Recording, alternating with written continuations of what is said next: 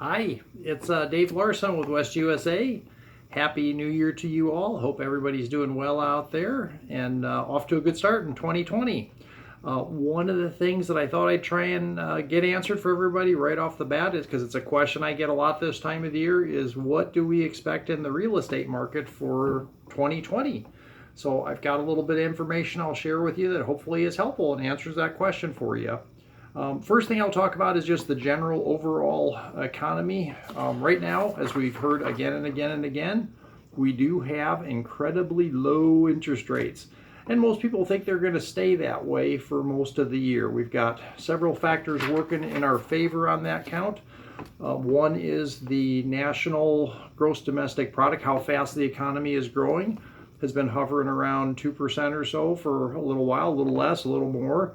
But that's not enough of a growth rate to cause interest rates to go up. The other thing, it's an old saying, but it's very true, we're in a presidential election year, and during presidential election years, usually rates are fairly stable. The powers to be do not want to upset the apple cart and be accused of causing a change in power. So usually we'd anticipate rates to stay fairly same. So that's great. Low interest rates, always good for real estate.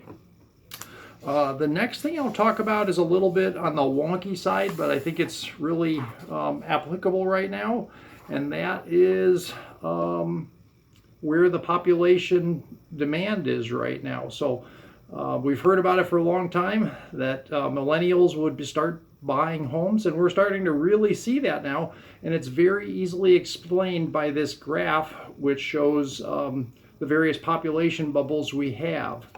We've had the boomers, not really much of a bubble, but the Gen Xers. And then right now we've got the millennials out there buying. And if you look at this graph and add 33 years or so, which is kind of the peak first-time home buying years historically, and certainly holding true right now, the peak of the millennial bubble is right about 33 years ago. So those guys and girls are all in that age bracket where they're starting to form families, and families are primarily still who's buying houses. So we'd expect the demand for homes to be pretty good based upon this population bubble that's just now coming into their prime home buying years. And I'm certainly seeing it in my business. Millennials are a big part of our business right now. And then the last thing, so that's our demand, if you will. We're going to have probably very good demand over the course of the year. And then last thing that we always look at is supply. This is the most recent graph from our company statistics, and it shows that right now we have about 12,500, give or take, homes available on the market in Phoenix, which is a pretty low number for the number of people that are buying, considering that last month we closed around 8,000 homes. So that means there's only about a month and a half supply of homes available for purchase right now. And that's low on the historic side. Typically, we'd like to see for a stable, normal market somewhere between 4 and 6 months supply of houses.